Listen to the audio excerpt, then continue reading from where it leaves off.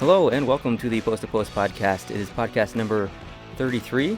It is Friday night for us. I know, this is weird. Yeah, we have some scheduling conflicts on Sunday, so we were going to film on Saturday, and we had some more confliction there. So we decided, well, okay, let's just film Friday night because there's no hockey this weekend. Nothing's going to happen. Yeah, other than the All-Star game. Yeah, so why not?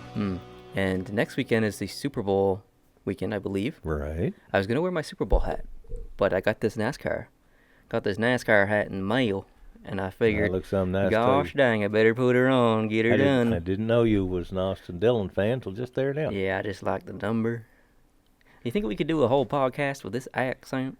I don't think it'd be a good idea. I don't think so either. No, I don't think so.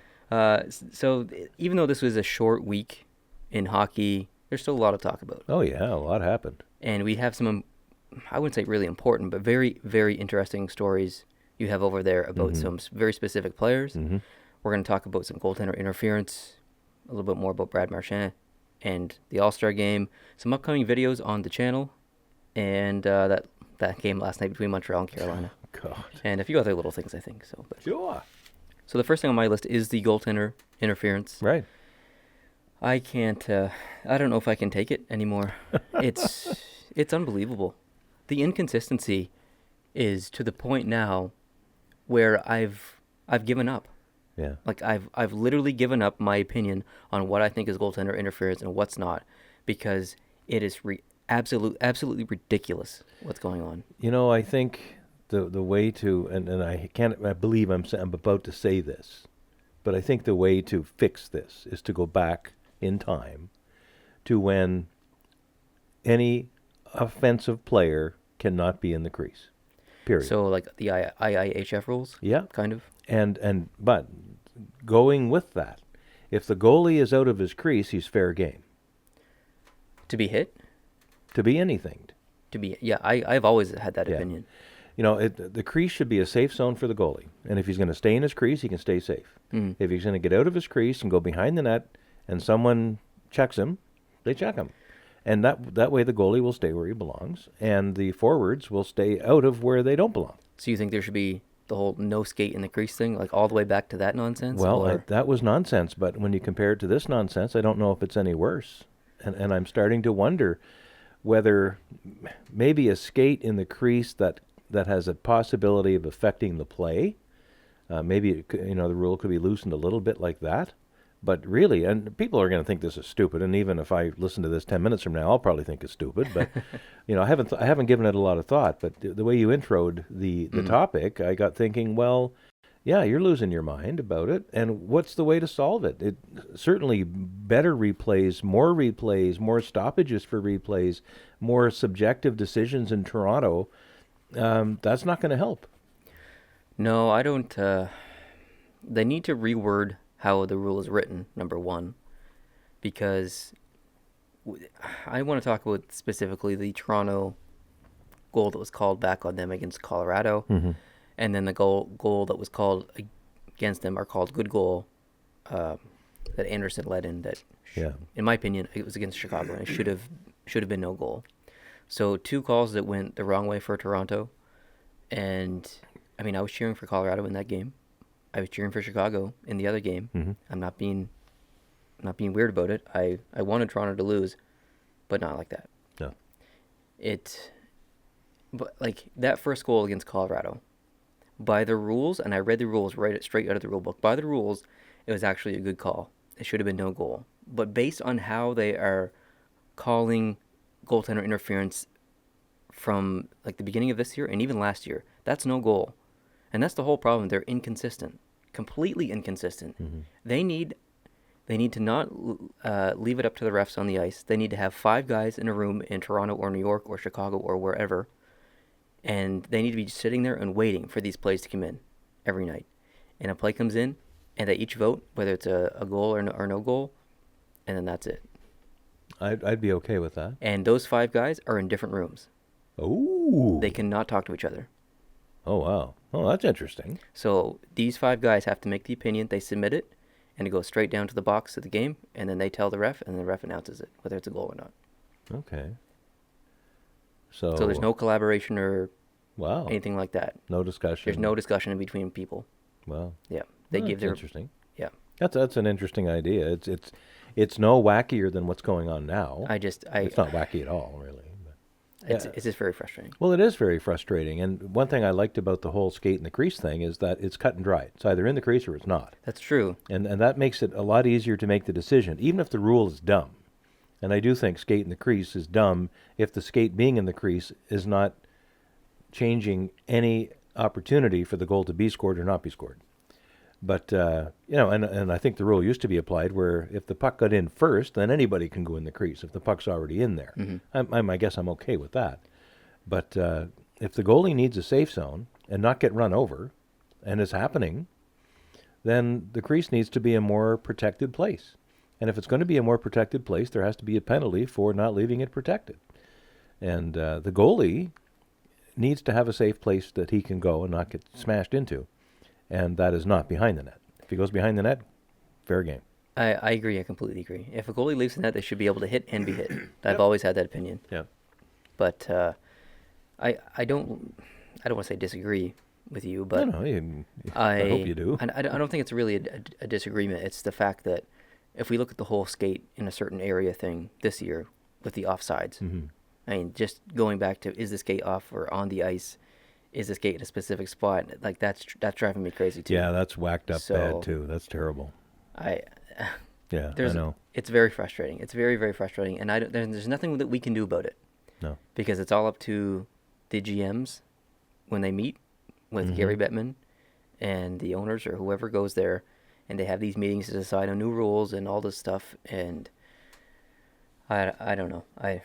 There seems to be a lot of disagreement within that group within the NHL, because there was a ton of coaches last year, or the year before last year, who didn't want this whole offside challenge thing in, and it came in, and then you had some of them flip flop, and say that okay, now we like it, or now okay, no, that was a bad idea, we should take this out. So it's really all over the place. Yeah. So that's just proof that there's something wrong. And the fact that we're talking about this endlessly every single day pretty much is proof that there's something wrong with the rules or the system. Yeah, I totally agree. Now, maybe the IIHF has it right, or maybe the NHL should just surrender its rulemaking authority to the IIHF and say, guys, do what you want to do.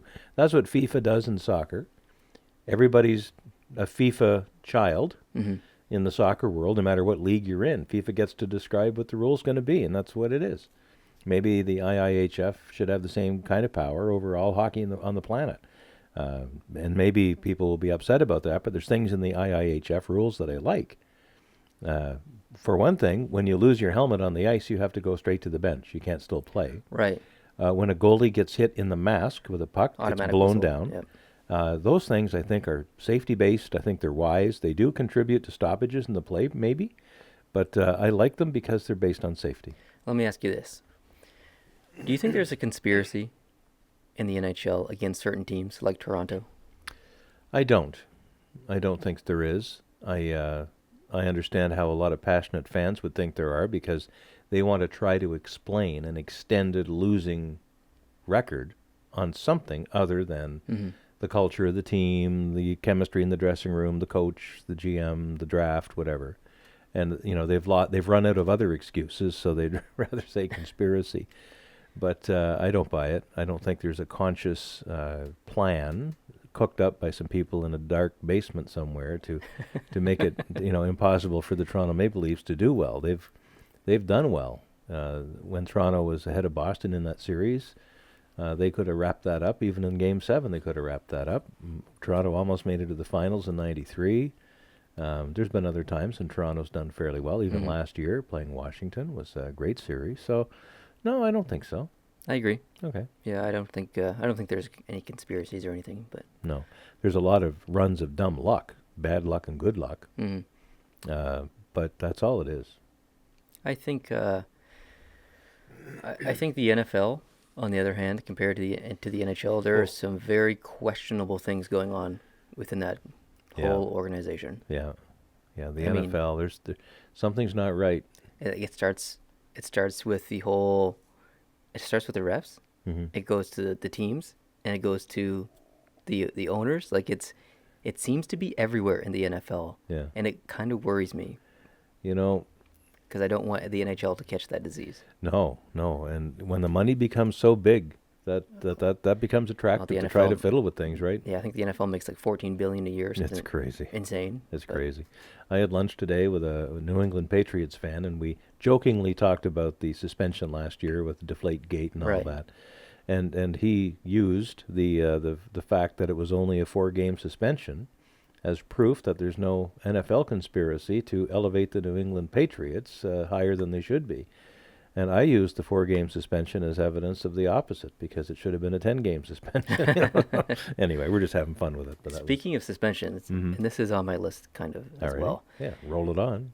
I went back to 2009 and I looked at every single suspension in the NHL since 2009. Gee, that took more than an hour. It took like 3, because I'm going to do it for a video, an upcoming video. And I wanted to see what active player, what player that is active now who played from 2009 till now, who has the most suspensions since then. And I'm not talking about who has the most suspended games. I mean the most individual Suspension events. Yeah. Yeah. Who do you think it is? Well, I'm thinking it's the star of the week, Brad Marchand, but Yeah, it is. it is really? Oh wow, I was just a guess because he's in the news all the time for it. So He has the most, and this isn't including fines. This is just suspensions. So he has fines other than this. Since 2009, he has been suspended an individual, 6 individual times. For a total of, I don't know, like 19 games or whatever it is, but 6 times. Mhm. Do you know how many times the next closest person to him who's been suspended? Like how many individual times they've been? I worded that poorly, but you know what I mean. I know what you mean. 3, 4. 4. Yeah, so, Wow. and it's a tie between Ovechkin Oh really? and I can't remember the other person. But Now what? Now I don't remember any of Ovechkin's suspensions, so maybe you can refresh my memory. there was a cross check. There was an elbow. There was he didn't have a serious injury and he backed out of the All-Star game. So he got suspended 1 game. He had I think like a knee maybe on someone. I can't remember. I looked at so Okay. many suspensions today. I forget. But it's going to be an upcoming video. Yeah, So. but I don't get a sense, you know, if you contrast Ovechkin and Marchand, I don't get a sense that Ovechkin is the same kind of mindset at all. He's just a hard-charging player that charges a little too hard, The right? difference between Ovechkin's suspensions and Brad's suspensions is that Ovechkin's, most of his suspensions were retaliatory, Mm-hmm. and 100% of Brad Marchand's suspensions have been Or attacks. predatory. Yeah. So it's there is a difference, but I mean, if you're suspended, you're suspended. So Yeah. I like the way you described it in your video. You know, there's something just not there. There's a switch that's not switching. I just don't get it. Like, and people are using the argument that he's been beat up on so much this year that he's just trying to protect himself. That's yeah, right. Really? Brad Marchand is trying to protect himself? Mm-hmm. Shouldn't it be the other way around? People are trying to protect themselves of him? Well, that's why North Korea is developing nuclear weapons to protect themselves. Come on. Did you just make an analogy between Brad Marchand and North Korea? Apparently I did. Well, I don't think Brad Marchand is like Kim Jong-un. No, that was, yeah, I know what you mean. But the people that are defending Brad Marchand are the same mindset, I think, of those that would be defending Kim Jong-un. I don't think that Brad Marchand is doing anything other than being a tool. And I didn't understand the argument either of him. He was trying to jump over the stick, so that's why his elbow was in the air. What? That doesn't make any sense. If I'm tripping over something and I'm falling, my hands are going to go out like this. Who Yeah. trips and does like? Well, if you're as trying far to as- take flight, I guess if you're tripping and you think you can get airborne, I guess that's why they call it the chicken wing. maybe that's why. And chickens can't fly And either. chickens can't fly, yeah. So I saw at the last minute, Johansson, right, that he hit? Yeah, Marcus Johansson. Marcus Johansson from New Jersey. yeah, That elbow goes straight sideways at the last minute. Like you say, if he was trying to break his fall, he'd be putting his hands in front of him. But he's what he does is he sees the opportunity to get a lick in here while he's on his way by and hopefully get away with it. I don't think he intentionally was trying to give him a concussion or anything like that. I think he probably meant to get him in the shoulder, but I don't think he intentionally elbowed him in the head, but I Mhm. think he intended to hurt him. Like, there was no reason to cut in like that. No. Because the Appleby or whoever was in net, or Appleby or whatever the heck his Appleby. name is, he already had the puck covered. Yeah. And Brad Marchand literally turned and kind of cut in. Mhm. And on that one angle, you could see him look and see that Yeah. Marcus Johansson was coming in. And if you go back about 8 seconds in that play, they were going at it a little bit They up, were, up yeah. the ice. Yep. So this was just a continuation of something that had started back at center ice, Mhm. or the other side of the blue line anyway. Yeah. And, that's how it ended. Yeah, it's frustrating for Boston fans. I know there's a lot of upset Boston fans and stuff too. So Yeah. And I think as many of them are upset with Marchand as those who are upset thinking that it's a over-the-top suspension of 5 games. I saw some commentary. Some guys were thinking, oh, you should get 3, you should get 1, you should get 10. 5, I think, is probably about right for this offense, except, like you say, it's the 6th time now? Well, I think, in my opinion, yes, the offense itself should have been 1 or 2, being because he's a repeat offender, Mhm. repeat offender, and so on.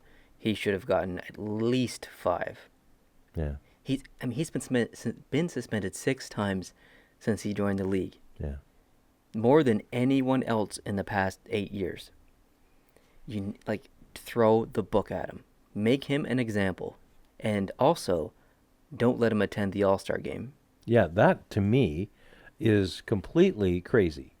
I don't get it. Yeah. It's total contradicting yourself. Yeah. You're trying to set an example and suspend someone, and that's literally setting an example of what not to do, Mm-hmm. not only for the rest of the league, but for kids and other hockey players around the world. You don't do this, but please come to our All-Star game Yeah, and 'cause be a we face wanna- of our league. Yeah, we want to glorify you Yeah, after we've just punished you. I think it's silly. It is silly. I think it's also silly to have a player who's in the penalty box at the end of overtime be allowed yeah. to participate in the shootout. Mm-hmm. When he's in the penalty box and the game ends and his penalty hasn't fully been served, he's not eligible in my world. Mm-hmm. And Brad Marchand shouldn't be eligible to be in the All-Star game if he's serving a suspension. And this has nothing to do with Boston. No. Andrew Shaw got suspended 3 games last year, I think. Yeah. If Andrew Shaw did something like this for Montreal, I'd be saying literally the exact same thing. Yeah. This has nothing to do with teams. I'm not being No. crazy, vicious towards Boston just because I'm a Montreal Canadiens fan. Mhm. You guys know that Yeah. already. But No, it's very unfortunate. And, he's not the only player in the league that's like that, but he's probably the most prominent player that has this crazy mix of incredible talent and incredible lapses in brain. and that's the most frustrating thing about it, because he's not like Dan Carcillo or Ronaldo or someone who No. only plays tough and rumble games. This Mhm. is Brad Marchand. He's an elite goal scorer. Did you say tough and rumble? tough and rumble? Yeah. Isn't it rough and tumble? I don't know. Actually, they both work. I always say tough and rumble. Wow. Okay, that's a new one for me. But I interrupted your profound statement. I apologize. What was I saying? You talking about Brock Besser, maybe? No. What? You need to pay attention, yo. Okay, I was saying that he doesn't play that kind of crazy physical game. Mm-hmm. He's an elite goal scorer. He's an elite playmaker. I don't if you have that skill, that speed, that talent. Why are you wasting your time doing this stuff? Yeah. And it's mental. It's Oh, yeah. completely mental. Oh yeah. And you can't fix it. I think he'll always be that player, Yeah. and it's frustrating. It is. Very There's something not there, and that thing is restraint. And it's weird because when you see him in off-ice interviews and stuff, he is very calm. Mm-hmm. He's not crazy emotional or anything like that. So I don't understand it. And he apologized today, Oh, I didn't say that. to his team. To his team. Not the person he gave the concussion to, but to his team. So Yeah. I wish that they released the opposite and that he apologized to the person that he gave a concussion to. That'd be nice. But maybe he did, but they just didn't Yeah. report it. So So when you apologize to the team, are you really apologizing for doing what you did, or are you apologizing for not getting away with it? I think he's apologizing for Being out 5 games. not and- necessarily doing it, but being out 5 games. Yeah. Yeah. So Yeah. it's sucky. Yep. All right, moving on. Mm. Upcoming videos this week on Post to Post. Oh, yeah. I'm going to talk about some Columbus. I'm going to talk about some Detroit. Going to talk some Washington. Ooh. Going to talk some Vancouver. Ooh. Going to talk about how I hang my jerseys. Because people keep asking. And you can probably already tell. But I'll go into a little more detail, just for fun. You know what? People like to worry about, or not worry, but wonder about interesting things. Yeah. I sit in this room basically every day. I've never given it a second's thought how those jerseys all get hung there. I guess I haven't told you, have you? Do no, you know? No, I don't. But I never wondered. I just presume they're hung properly, and I'm good. Oh, it's pretty backwards. Oh, is it? Yeah, it's pretty redneck. But Well, I'll show you after the podcast. Alps Hockey League. We looked at some logos from the Alps Hockey League. mm-hmm. And for those who don't know, the Alps Hockey League is kind of based in Italy, that kind of area of the world. Italy, So, Austria, and yeah. Slovenia. Yeah. So Mm-hmm. Chris joined us for that. So Yeah. that'll be coming up. Chris is pretty popular. People love Chris. They love And why Chris. wouldn't they? Well, I know. Come on. Like, I understand why, but it's great that the viewers see what we see. Yeah, definitely. And Yeah. it's really interesting hearing his take, because he's not a typical hockey fan. Yeah. And really, I wouldn't even classify him as a hockey fan. He's just a good dude. Yeah. So- Yeah. Just a good dude he's a man on the street with a man in the street opinion. Yeah, exactly. And it's great. And he does have his own YouTube channel, guys, too. I linked it in the previous video that he was on, so go check it out, subscribe, say hello. Cool. I'm going to talk some NHL players who have been suspended the most since 2009. Kind of already mentioned that, sorry. All right. So that's coming up as a video. Now, that's kind of it on my list, other than the Montreal-Carolina game. God, was that? I know that most of you who are listening or watching probably didn't even watch the game, or maybe not even know what happened. Mm-hmm. But if you did watch the game, humor us for this conversation, and hopefully you can share some frustrations with us, because, wow, what an unbelievable, frustrating game that was. I wasn't saying this to be funny on Twitter. I've watched an unhealthy amount of hockey in the last 2 years, and really probably my whole life, but I have never in my life seen worse defensive hockey. Like, it was so bad. It And was not just by terrible. Montreal, by Carolina as By well. Carolina, too. Carolina beat Montreal 6-5. And one would think that it was a high-scoring, root-and-tootin', tough and rumble kind of game. And it was just the worst. It was almost like, who's going to lose the game first? Carolina got up 2-0. Montreal tied it 2-2. And within, I think, 16 seconds of the tying goal, making it 2-2 from Brendan Gallagher, Carolina scored one, and then got another one right away quick. And then it was 4-2. And then Montreal scored two more, and then it was 4-4. Yeah, they scored 4 goals in a minute and 30 seconds in the game, and then later in the period scored, I think it was like three more within a minute and It a was half or crazy. something. It was just It was crazy. terrible. Every time Montreal tied the game, Carolina took the lead again, like Yeah. seconds after. It was unbelievable. I've never seen anything like it. And who would think, knowing what we know about Carey Price, if you've got Carey Price on your team and you've scored 5 goals in this game, you're going home with a win. Yeah. Well, maybe not. And he didn't even play that bad. He wasn't that bad. There was a couple he maybe would want to have back, but you had people going in close on him. He had no chance on a couple of them, just none. It was just complete defensive lapses. Oh yeah, and players that usually are playing well defensively lately did not show up. Yeah, like Ben had a terrible pinch. Ben was Schlemko had a awful. terrible pinch. Schlemko was terrible. Mete. Mete was not good last night. And I'm a big fan of Mete. Yeah. He was not offensively. He wasn't half bad, but defensively he was awful. Yeah, it was to the point where I wasn't even getting angry anymore. It was No. funny. Like, I was legitimately 100% laughing Yeah. for Yeah. both teams. Yeah. Because Carolina as well, they would just give the puck away. Like when Petrie walked in from the point, right off the face-off. There was a face-off. Montreal went straight back to Petrie. The whole Carolina team just went and slid over to the middle of the ice and just let watched him. Petrie walk in, and shoot and score. I'm a big fan of the morning show with McKenna, Starr, and Moffat on TSN 690, which is the Montreal sports channel. Never listened to it. And because you. I'm a night That's hawk. because it's called the morning show. You'd never hear anything called the morning show. That's right. Anyway, the three of them, they were having a ball doing what we're doing right now, taking the game apart Yeah.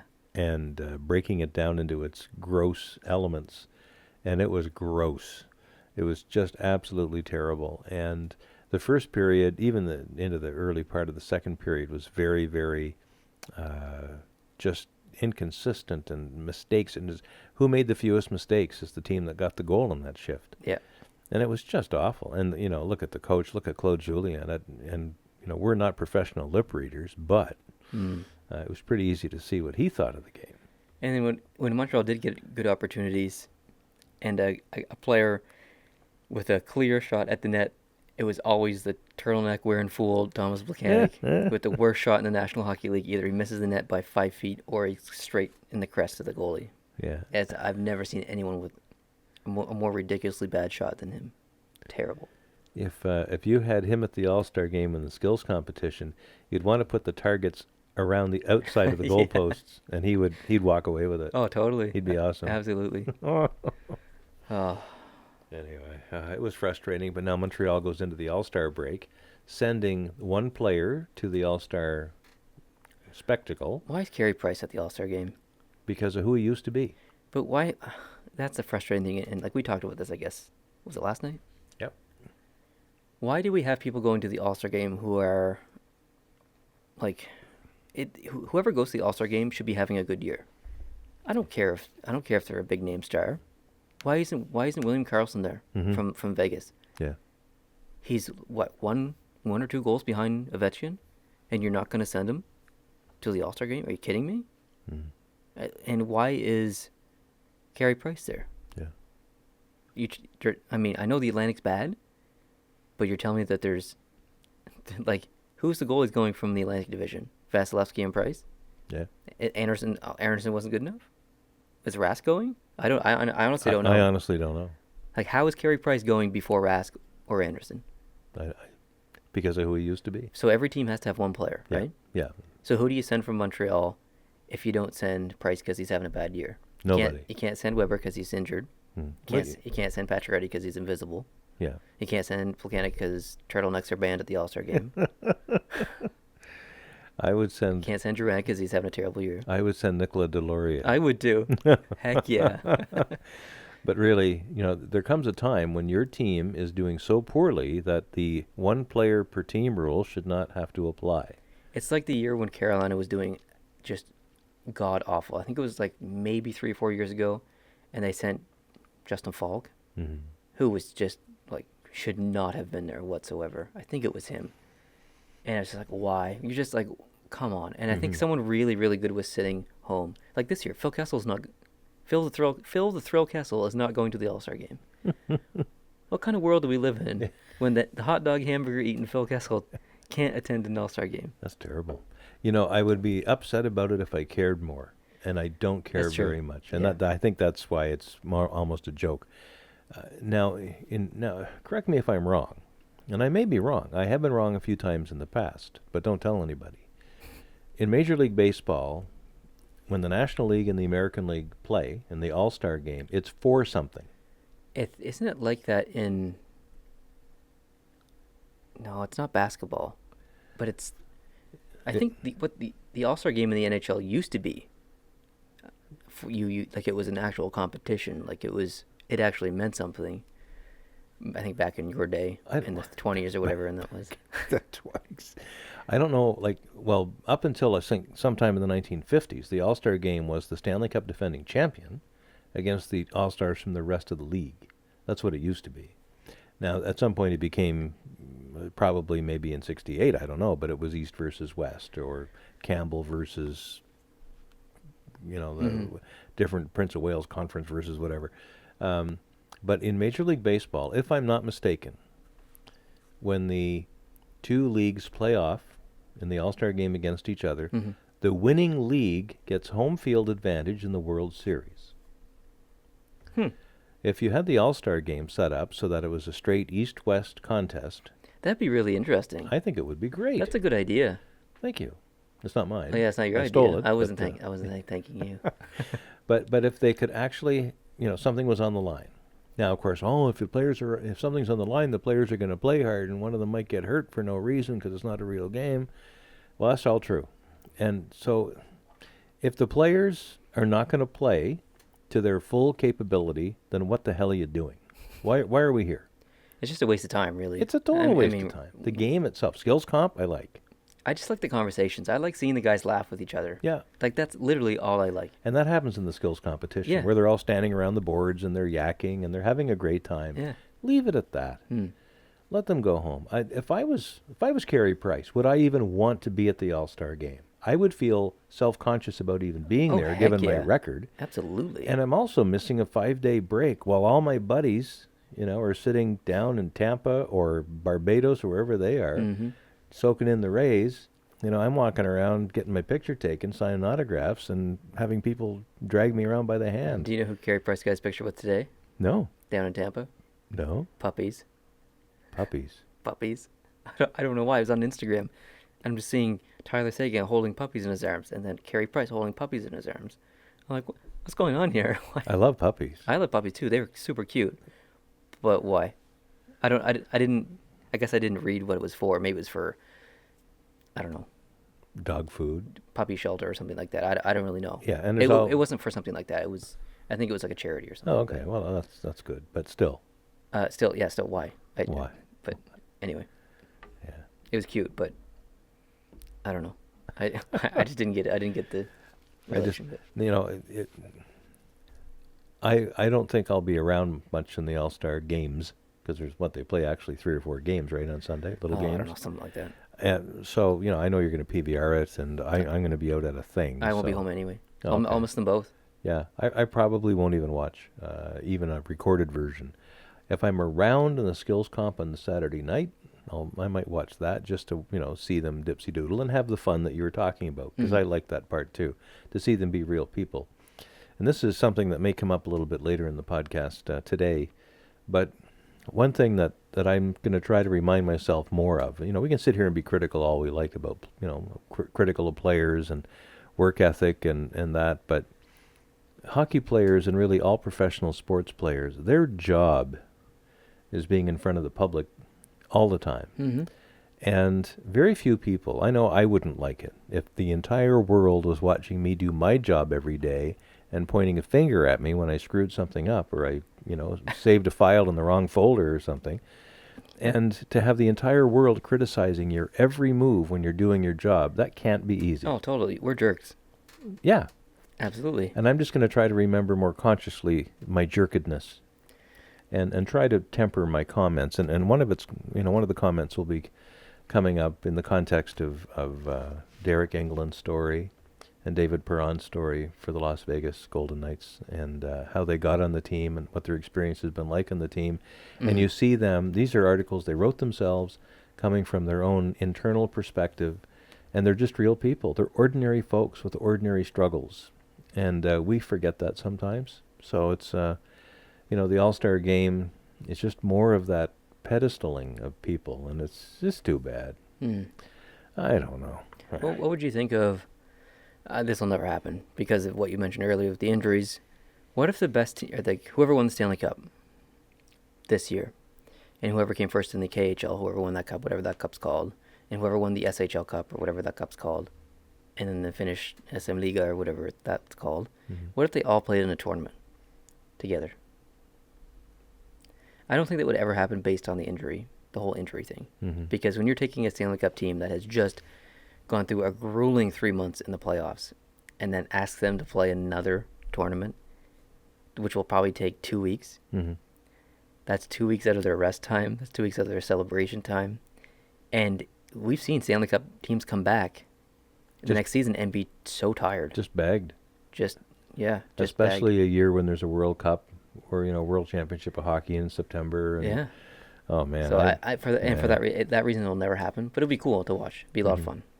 I actually think that we play too much hockey in the NHL. I don't like 82 games. I'd be happier with 70 games. I think, or 64 games, or, instead of having a game sometimes back-to-back 2 consecutive nights, like when Montreal played Colorado the other night. It wasn't fair to Colorado. They'd played Toronto the night before. They won that game, and they played well. And they played fairly well in the first period against Montreal. But when you played the night before and you've traveled in between, and the team you're playing has been sitting back waiting for you, that's not fair. I don't think there's any need for back-to-back games. No. Not these days with computerized scheduling. Mm. You can program the rules in, hit a button, it'll spit out a schedule that keeps teams traveling decently and not playing back to back. Exactly. And if you're still playing you're forced to play back to back games in the amount of time you have between the first week of October and the first week of April, then play fewer games. I'm sorry, just play fewer games. And yes, there's less gate and there's maybe less ad revenue and fewer games on TV, but guess what? You're still always going to have at least 6 games on television on a given night. Yeah. So I mean, there was 15 games on last night. Yeah, it's crazy. 30 teams were playing hockey. Who has time to watch all that hockey? I know I don't. Like, man, oh man. Yeah, but it's so let's look at 64 games, and then the players are better prepared for each game. Like they only play football once a week. Well, there's only like 16 games in football, isn't there? Yeah. Soccer, they play that once, twice a week. And this is where I was going with this. In soccer, or football, as they call it in most places in the world, the top finishing team, let's say in the British Premier League, this year is going to be Manchester City. But the top 5 placing teams in the league in the regular season standings all qualify to play in other tournaments and other championships, the Europa League, the FA Cup, the whatever. They have these different rankings, the Champions League, and that's what could happen in the NHL if it was all more properly governed under the IIHF. I agree. So that maybe the Stanley Cup champion wouldn't be expected to play the KHL champion, but the second place team or the President's Trophy winner, let's say, if it's a different team. If the President's Trophy winner wins the Stanley Cup, then the second place team goes and plays in the tournament just to give them a break or whatever. Yeah, that'd you be can cool. do something like that. And it might not, like what they do in England is they use last year's standings, but they play the games this year. Okay. So they don't do it at the end of the season after a long, grueling season and then extend it by 2 or 3 weeks. They'll fit games in midweek. So if Manchester City plays Fulham, on a Saturday, then on a Tuesday night they might play Dortmund from the mainland. Right. Or they'll play AC Milan on a Thursday. And they still have their regular schedule. They just squeeze these other games in, and they play one home and one away. Yeah, I don't know. There's all kinds of good ways And to I do it. don't understand how baseball does it. Like they play like 100 and what is it? 162. Yeah, 162 games. Mhm. Like I don't get it. Who has time to if I like the Blue Jays, I ain't watching 162 games. There's no way. You're a quitter. I'm a quitter. Well, baseball is not as physically demanding because most of the time You're just standing around. you're just standing around. Yeah. And there's look at short birds. bursts of absolute panic followed by, 15 minutes of standing around. I guess. And a lot of the guys are fat. No, they're not. Well, they This are. is football. Well, you look at the American League and these pinch hitters or DHs, right? I guess. Great yeah. big fat guys. I mean, They're not. they're fat. No, They're not. porkers. They're Some not. of the pitchers are just ginormous. But because in the American League they don't have to bat, they don't have to run to first base. Someone's, they're going to have a DH hitting for them. So they get up there and, they put their hot dog in their back pocket and they wind up and pitch. They're huge. I can say that because I'm a big guy. I guess that's right. Yeah. I'm allowed, so I'm taking a little extra license there. All right, what you got over there? I got Bob McKenzie's Coach's Poll. Here in Canada, we have a sports network called TSN, similar to your ESPN in the United States, if that's where you're listening from. And one of our long-term analysts on TSN is Bob McKenzie. Bob is a very well plugged-in guy. He's got lots of sources, lots of contacts. I think he's the best person at TSN. I think so, too. And when something happens in the world of hockey, if you just watch Bob McKenzie's Twitter feed, you're going to see it first there. He's very well respected He is. from his peers. Yeah. Yeah, he's good. So what he does, and he has contacts with all the coaches, and he does a poll coming up on the All-Star game each year, and he asks the coaches who they'd vote for various categories. And here we go. The rustling of paper as I open it up here. Best goalie. Now there's 31 coaches in the league, so most of these categories will have a total of 31 votes. The coaches for best goalie, 26 votes out of 31 for Vasilevsky. Really? Really. 26 out of 31. That seems high. Tied for second place with 2 votes each. Is this trivia? Okay. Are you It is now. blocking? Because I was kind of looking a little bit. It is now. Like, it's hard to see, but Yeah.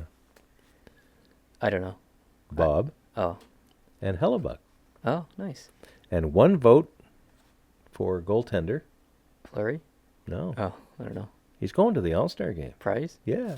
Who the heck voted for Price? Probably Claude Julien. I don't know. That is the worst. I need to know who that is. I need to call them. You better get a hold of Bob. We need to have Bob a chat. knows. Bob knows. I don't know. Okay, a little more distributed for defensemen. Best defenseman. It better be Klingberg. Nope, he's tied for 3rd Son of a with only 1 vote. Klingberg has only 1 vote. He's tied with Brent Burns for 3rd. frustrating. Is it Doughty? Doughty is in 2nd with 12 votes. Hedman? Hedman is 1st with 17. Good for you. Best rookie. Barzal? Barzal, by far, 24 votes out of 31. Who's next? Besser? Besser with 4 votes and McAvoy? McAvoy with 3. Very well done. Thank you. Very well done. Let's move on here.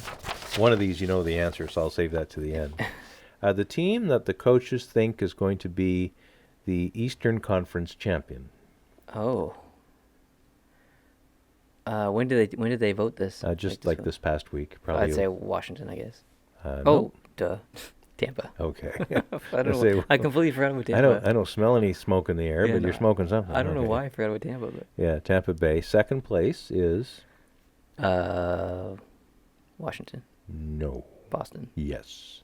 3rd place is Toronto. no. Washington. No. New Jersey. No. I don't know. Pittsburgh, actually. What? Yeah. And that's probably the Is this just in the Metro? No, this or is the whole- Eastern Conference. Okay. Yeah. All right. I mean, it's not impossible, but No, that's right. Western Conference champion. Vegas? Vegas is on the list with 7 votes, but higher than that with 16 Nashville. votes is Nashville. Yeah. After Vegas, we have Washington. Or not Washington. I meant Washington. I meant to say Winnipeg. You are correct. And then finally, in 4th place, because there were actually 4 teams that got votes here in the West. St. Louis? No. What? No. Dallas? Yes. Dallas got 2 votes. Hmm. And for Stanley Cup champion, the 31 coaches distributed their votes. Number 1 as Tampa Bay? with 19. Number 2, I hope it's Vegas. it's not. Oh, Nashville. Yes, Nashville with 5. Number 3, Boston. Boston with 4. And 3 teams tied with 1 vote each for Stanley Cup champion. Dallas? Dallas is not one of them. Vegas better be one. Vegas is one. Winnipeg. Winnipeg is another one. And I don't know. the three-peat. Oh, Pittsburgh. Yeah. Now, this is the funnest one of all. And you know the answer to this because we texted about it the other day. We did. Now, you can't vote for yourself. So if there's coaches are voting for the best coach in the league at the midpoint, which is all they're doing now is the midpoint. You can't vote for yourself. So, that means that there can only be 30 votes among the 31 coaches. So best coach of the year so far. Best coach of the year so far. The winner with 30 votes out of 30. One. Well, really out of 30 because there's only 30 votes. What do you mean there's only 30 votes? Each coach only votes 30 times.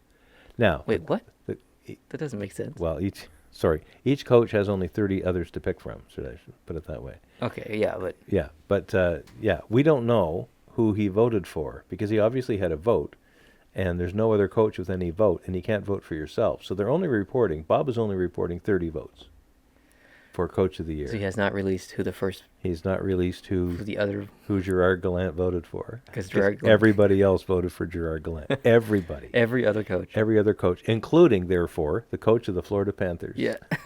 Which I think is the funniest thing of all. Yeah, definitely. Yeah, so that's amazing. It's just a testament. These are his peers. These are the people who do what he does for a living, and the utmost respect they have for this man, as they should. He's going to win the Jack Adams. If he doesn't, I don't know if anyone's ever said that halfway through the season and it being so solidified. Mhm. It's going to be him. it It has better to be him. It If better it's be. not, there'll be a riot. And you'll be at the head of it. Mm. Yeah. I laid some claims to what I was going to do Yes, you did. if Montreal re-signs Volcanic. You should tell the listeners what you're going to do. I don't think it's No. appropriate. If It just if involves. Montreal signs Plecanix, Neil is going to make a mess on the steps of the Bell Center. I think Yeah, I'm that's what gonna. you said. And yeah, I originally said the Bell Center. I said I was gonna take a poo on the Bell Center steps, but I changed it to Oh, Plecanix's steps Mm. in front of his house. terrible. It is terrible. You are a bad man. I said it completely jokingly, just for the record. Sure. Oh yeah. Yeah, that's not appropriate. 'Cause No. he's just a person too. He is. I was joking completely. I know. I think if you're going to direct your attention somewhere, it probably should be at the administration of the team, Yeah. not the poor guy who was offered another $4 million to sign for another Yeah. year. I would be upset. I would clearly never be that upset about anything. We talked about this probably 6 weeks ago, or maybe a month ago at least, and it was a couple of beautiful human interest stories that I came across Mm. in the online media, and it's the website that's been started up by and maintained by Derek Jeter, former superstar with the New York Yankees, and the website is called theplayerstribune.com, and it's great. They cover all sports, and the players themselves write a biographical or special interest articles about themselves or about things they've seen in their play. It's so unique. It's fabulous because we don't think of sports players as being literary artists. I mean, we get the odd hockey player who makes the transition from player to, like Colby Armstrong's with Sportsnet and Kelly Rudy Mhm. and Ken Dryden, who's written books on hockey, Yeah. on the game itself. Yeah. And from a very intelligent, thoughtful perspective. Kiprios is another one. Yeah. And we don't think about, when we look at active players, we don't think of people who have the time even to sit down with a laptop and or even a dictaphone and tell a story. But they're great. Well, I mean, they're so busy.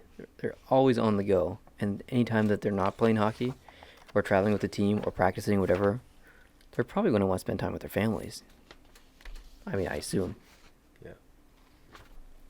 One of the stories I have is from David Perron, who was just enjoying himself last summer, or I guess early last summer, when he got a call from Doug Armstrong, who was the GM of the St. Louis Blues, Mhm. where David was playing at the time, to tell him ahead of time that the team was not going to be able to protect him in the expansion draft, and that he wasn't sure what was going to happen, but he apologized for not being able to protect him, wished him all the best, hoped everything was going to go well. And Perron was, at that time, he's originally from Sherbrooke, Quebec, which is down in the eastern townships, about an hour, a little more than an hour east and a little bit south of Montreal.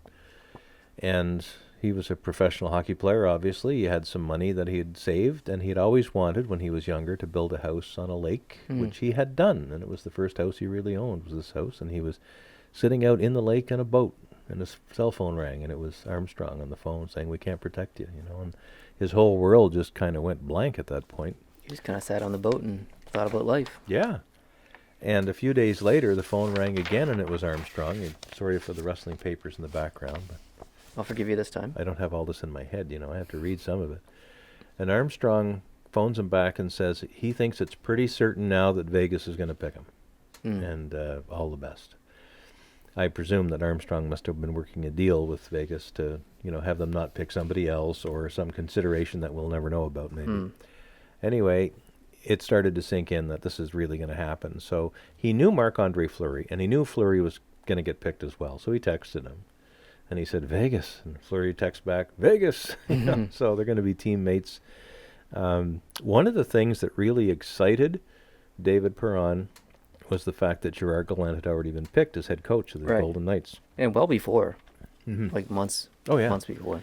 And he was super thrilled because he'd never been coached by Gerard Gallant before, but every player he knew that had been just thinks the guy is... He's a player's coach. He's a player's Yeah, coach. they love him. He's fantastic, and they couldn't wait, to play for him again. So Perron was excited about that part, Yeah. that I'm going to get to play with Gerard Gallant. So when Vegas did the draft, sure enough, he was picked, and Kelly McCrimmon from Vegas called him, I think, the next day, And this is an interesting part of the conversation. He said, David, we've picked you. We're going to be making a lot of moves. You're going to be hearing a lot in the media about us, moving players, but we're not moving you. We have an idea for you. We're going to keep you on the team. We're going to build some things around you. And so sit tight. It's going to be a good ride. Mm. So he did exactly that. I mean, he was picked. It's good that they kept their word, too. Because when you make one trade, so many other things happen that you kind of, I'm sure there was talks to move him as well. So I'm impressed that they actually stuck to their guns there. Yeah. And did what they said they were going to do. And they did. Which is not move him. And so they were finally all called together as a team for the first time. And they're sitting around in the room and looking at each other. Some of them knew each other from other times in the past, and a lot of them didn't. They'd never played together as a unit, these 30 guys. But David Perron in the web article in the Players Tribune writes, "Every guy in our room has a chip on his shoulder, and every time we step on the ice, it's a fight to prove our worth." Now, some of the players in the Golden Knights are acquired by trade. Right. So not everybody sitting in the room was in the expansion draft, therefore an unprotected player from some other team that didn't want them anymore. But a lot of the players in the dressing room were those guys. And can you imagine, let's say you're Marc-Andre Fleury, knowing that the Pittsburgh Penguins aren't going to protect you, and you're going back to Pittsburgh to play a game in the Mellon Arena, or whatever they call it. It's not the Mellon Arena. What is it? It's the PPG Paints Arena. Oh, okay. The Whatever. Mellon. Well, didn't it used to be the Mellon Yeah, Arena? like 15 years ago. Okay, well, that's just the other day.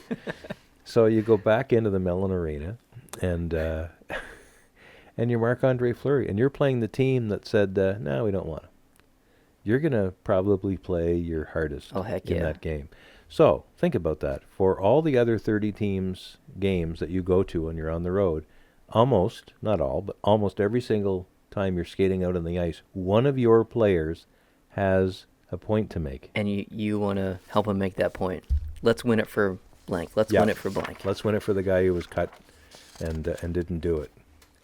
So anyway, that's just an interesting insight into what goes on through the mind of a player who gets picked in an expansion draft. And Perron goes on, I'm not reading the whole thing, we just don't have time, but he goes on to say, there's a misconception that we were put together in a day or a few days, but one of the things that was so clear to me when we first got on the ice was the amazing job our management did to build this team. Our lines don't change too much, and that's for good reason. When the administration of the Vegas Golden Knights put the team together, they were looking strictly for chemistry. And they were matching players up with other players to see who would be... You could tell that they took a lot of time picking, and everyone thought that some of the picks were bogus, including myself, including you. Me too. I thought it was just like, are they nuts? And they had some picks that were good, and then they traded them away, like my thought. Crazy. Yeah. But here they are. The article near the end talks a little bit about his son Mason. This is David Perron's son Mason. He's just a little guy, and there's a picture of him with Mason. The TV viewers can probably see it. You can see it. He's a cute little dude, and he looks to be only 2 or 3 years old, if that. And this is a great little story at the end. I remember one night a few weeks ago, he writes, they waited for me in the stands after one of our games. This would be his wife and his son, or girlfriend. He always asked Mom if he can stay because he loves the Zamboni. All he wants to do is watch the Zamboni. So that night I'm sitting with him in the stands, and the Zamboni starts to come towards the ice, and the driver yells out, hey, you guys want to ride along? I got an extra seat here. And so I looked at Mason, and he gave me those 2-year-old puppy dog eyes. All right, we're coming. So for probably 30 minutes, even after the ice was clean, we rode around, and Mason never stopped smiling. It was so peaceful and beautiful. It reminded me of that day in the lake this summer. I thought about how this has all played out so differently than I assumed it would. I thought about how lucky I was, and I thought how, if I could go back, I wouldn't want to change a thing. Yeah. So the story started with him sitting on that lake, thinking his world was coming to an end. Yeah. And only a few months later, he wouldn't change a thing. No. So that's just fantastic. Now, another of his teammates has a great story as well. And if we have time, how are we doing for time? Oh, yeah, we're good. We're at 53 minutes. Perfect. And this is Derek Engeland. Derek Engeland, he toiled a lot in the minors before he ever got a crack at the NHL. He's from Edmonton. He was drafted in the year 2000. He was 194th overall, 6th round, New Jersey Devils. He never got to play for the Devils. And, he played in the ECHL and the AHL for 6 years. Then he played 5 years with Pittsburgh and 3 years with Calgary. Mm-hmm. And then Vegas picked him because, again, he wasn't unprotected. That's right. And Derek England is a guy who's known to be a physical player and a tough guy. Yep. And he's got a great story about how he meets his wife. And he's from Las Vegas, right? No, he played minor hockey there. He's Oh, from right, Edmonton. right, yeah. right. But he did play, I won't say minor hockey, but some early, like, semi-pro. Right. He said, I never thought I'd call Las Vegas home because he's an Edmonton kid. And he first went there in 2003 to Las Vegas to play for the Las Vegas Wranglers in Right, the that's ECHL. what it was, right. Yeah. So he is a local boy in that sense. He said it's about as far from the NHL as you could get. Our arena was inside the Orleans Casino. And since there wasn't a real weight room, the whole team used to go down to workouts at the Gold's Gym up the street. It was kind of rough and tumble. Rough and tumble, he says. Heck yeah. Not tough and rumble. Whatever. As long as he's saying it. But it was a blast. They were making $500 a week. $500 a week. Yeah, that was his pay when he was in the ECHL. I'll take it. So the team worked out a deal with Gold's Gym, and there's a nearby bar. When they were done, they'd go and they have some shepherd's pies, and you like shepherd's pie, at this place called McMullen's.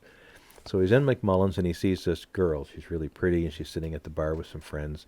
And he gets his courage up, and he goes over, and he starts chatting her up, and he tells her that he's, playing hockey for the Wranglers, and I guess part of me thought she'd be impressed about that, but she had the blankest expression on her face. She says, Las Vegas has a hockey team? And he said, yes. They actually pay you to play? And he said, sort of. And her name was Melissa. She was getting her master's at the University of Las Vegas, or University of Nevada, Las Vegas, UNLV. So he says, that kind of thing. She didn't know anything about hockey, so I gave her my number and told her to come to our next game so she could see what it was all about. Well, she actually does go to the game. But before that even happens, after he says she should go to the game and gives her his number, he starts walking away, and he changes his mind. He says, she's never going to call me. Mm-hmm. This isn't going to happen. So I'm going to turn around and nail this down. I wheeled back around, and I said, sorry, but I know you're not going to call me. But how about giving me your number and I'll call you? And she did, actually. So anyway, the editor's note actually talked to Melissa at this point. And he says, I got her phone number. It was the best thing that ever happened to me. And Melissa says, it was the best thing that ever happened to him. Which I think is hilarious. So a few days later, she's sitting in the stands at the Orleans for our game. In those days, I dropped the gloves quite a bit. And in those days, I was pretty good at it. So at one point during the game, some guy asked if I wanted to go, and I knew that Melissa was in the stands, so you're damn right I wanted to go. And, I wasn't about to lose a fight in front of this girl. So I got him pretty good, and at least my memory of it, the fans were going crazy. They were loving it. And I'm sitting inside the penalty box, hands all caught up, thinking, she probably thinks I'm pretty cool. So he goes to McMullen's after the game, which is where he was going to meet her, and she doesn't show up. He's like waiting, and no Melissa. So he phones her up. And he says, where are you? And she says, are you crazy? He says, what do you mean? She says, well, why'd you beat that guy up? That's a bit irrational, don't you think? And he said, I think that's exactly what she said, irrational. So I had to do some pretty big damage control. I was like, no, you don't understand. It's my job. He was being a jerk. It's the code. It's the code, yeah. The code, right? So I guess I convinced her that I was a normal enough guy, and she ended up giving in and coming to meet me. 15 years and 2 kids later, she still thinks it's irrational that I go to work and fight other grown men, but we're still going strong. So I thought that was great. Again, when he got the call, that he was going to Las Vegas, his wife was at work, actually. And he told his son, and the son got to surprise Mom when she came home from work, which is kind of cool. But later on in the article, he says, it took me 6 seasons in the minors before I played my first NHL game. There were times when Melissa and I would drive across the country to get to my next training camp or my new team, and we'd park our car in the Walmart parking lot and go to sleep for a few hours so we didn't waste money on a hotel. So here's a guy in the NHL. He's making, hopefully good money that he can help retire on. Yeah. But he's 35 years old now. And, he's on a fantastic hockey team, and he's part of a great story. He's on the best team he's ever been on. He's on the best team he's ever been on, and this is a team that has tasted first place in the entire NHL on more than one occasion this season, and they're very close to it right now. And they're being picked, if even only by a few coaches, as a very good potential contender for the Stanley Cup. And he's 35. This is his chance, and it's a fantastic story, because when a lot of these guys got picked by the Vegas Golden Knights, they probably thought this was going to be a run and done kind of thing. I had a little hiccup there. A run and done kind of thing. And he would be, I was just checking his stats. I just sorry to interrupt you. I was just checking online to see if he was part of the Pittsburgh Penguins Cup win in 2009. Oh. He joined the team the year after. Yeah. Oh, yeah. This will be the closest he ever gets. Right now, he's having a decent season. He's played 47 games. He's got 3 goals, 13 assists, and good for him, because he's not there for his hands, at least his scoring hands. If he gets 2 more points, he'll break his point record. Yeah, there you go.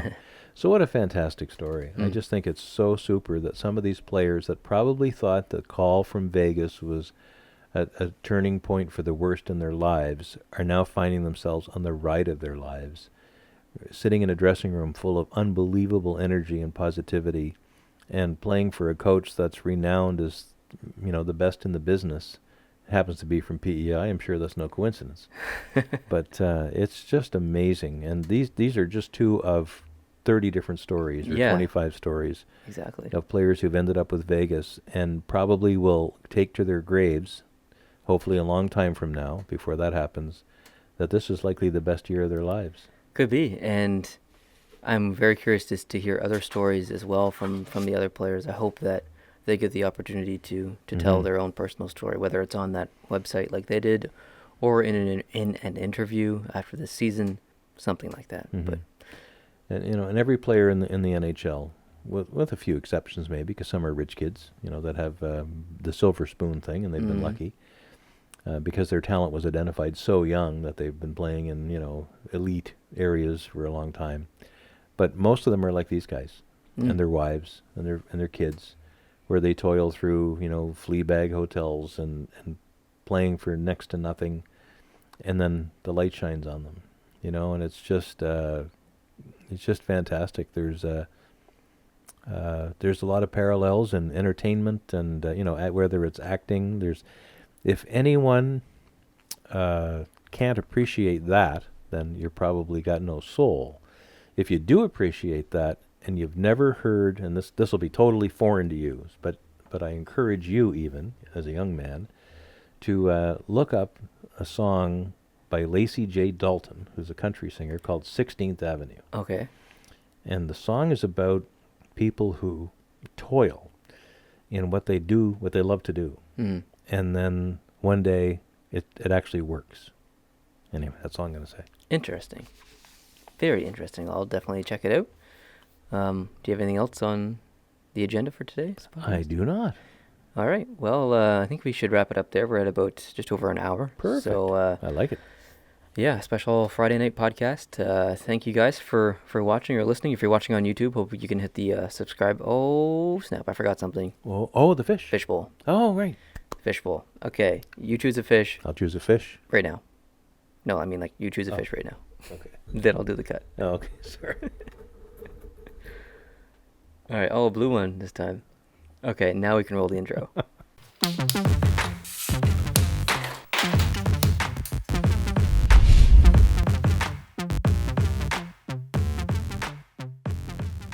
Okay, so we are back, and if you could change one rule in the NHL, what would it be, and why? Wow.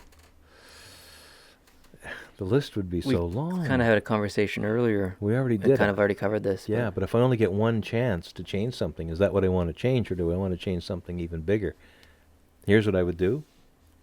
I would do away with overtimes and shootouts. Oh, well, my answer was shootouts. Oh, okay. So just get rid of shootouts completely. I'd even get rid of overtime. Really? You don't like 3-on-3 overtime? No. Provide for a regulation tie. What? If a team doesn't want to win the game in the first 3 periods, screw it. Give them a point and tell them to go home. I did. Back in the day, we had ties, and good enough. I don't like I hate 3-point games.